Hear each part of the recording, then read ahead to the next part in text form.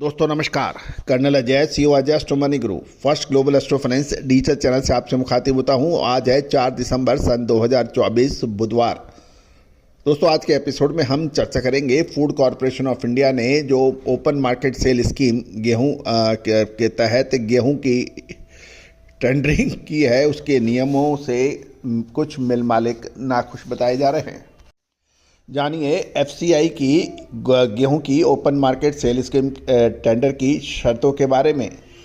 दोस्तों आपसे एक विनम्र अनुरोध, यदि आप हमारे चैनल पे नए आए हैं, अभी तक सब्सक्राइब नहीं किया है तो चैनल को सब्सक्राइब अवश्य कीजिए, साथ साथ बेल आइकन को पुश कीजिए ताकि घंटी के निशान को पुश करने से हम आप तक सारी जानकारियाँ नोटिफिकेशन के जरिए प्रोवाइड करेंगे। जानिए पूरी रिपोर्ट विस्तार से।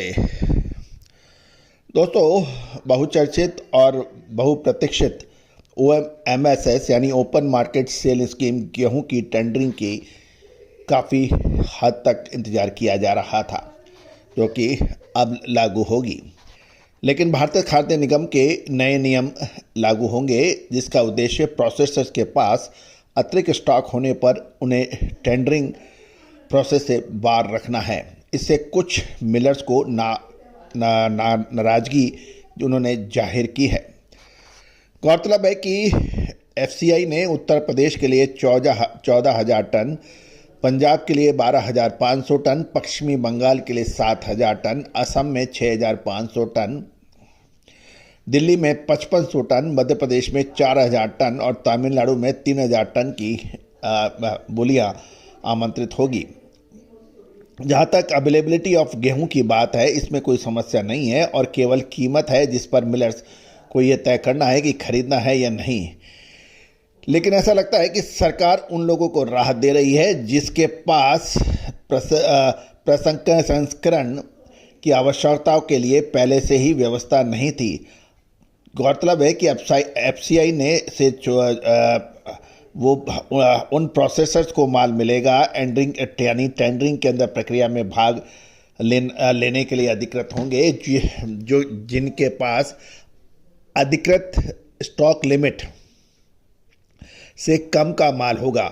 मिसाल के लिए यदि किसी मिलर की जो क्षमता है वो 2,500 टन प्रति माह है, यदि उसके पास 2,400 टन का स्टॉक है तो मात्र वो 100 टन के लिए टेंडरिंग कर सकता है, उससे अधिक नहीं कर सकेगा।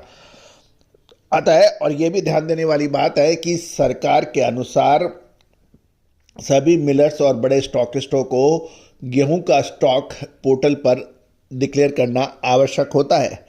गेहूं इस वर्ष के लिए खुली बाजार बिक्री योजना में पेश किए गए नए मापदंडों के अनुसार एफसीआई ने कहा है कि प्रत्येक बोली लगाने वाले को एक एफिडेविट यानी शपथ पत्र भी प्रस्तुत करना होगा।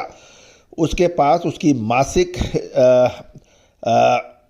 जो क्षमता है यानी साथ साथ साप्ताहिक गेहूं स्टॉक की जो डिक्लेरेशन है वो भी उसमें डिक्लेयर करनी होगी।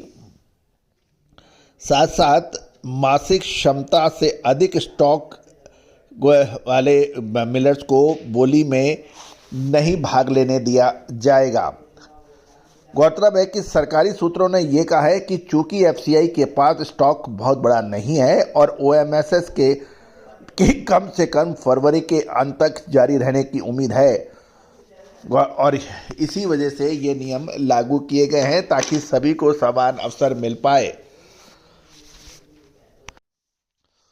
दोस्तों इसका क्या असर होगा वो तो समय बताएगा, लेकिन इससे मिलर्स खुश नहीं हैं।